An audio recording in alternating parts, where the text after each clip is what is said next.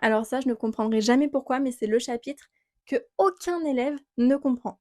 Bon, j'abuse un peu, il y en a certains quand même, heureusement, qui maîtrisent les fractions, mais même les bons élèves ont des difficultés avec ça. Donc aujourd'hui, petit calcul de fractions que voici.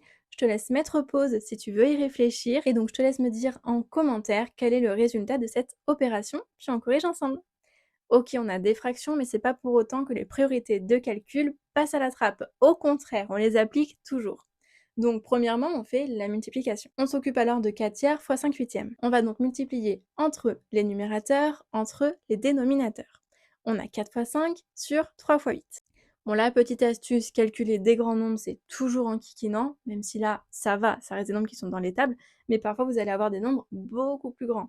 Donc ce que je vous conseille, c'est quand votre numérateur et votre dénominateur sont sous forme de produits, décomposer un maximum ces produits pour simplifier vos fractions et éviter de vous retrouver avec des gros nombres dans vos calculs. Ici, par exemple, le 8, on sait que c'est 2 fois 4. Et bien on l'écrit, puis comme ça, on se rend compte que le 4 peut être simplifié au numérateur et au dénominateur. On se retrouve simplement avec 5 sur 3 fois 2, autrement dit avec 5 sixièmes. Cependant, j'ai même pas écrit ici 5 sixièmes. Pourquoi? Parce qu'on remarque qu'on a 3 fois 2.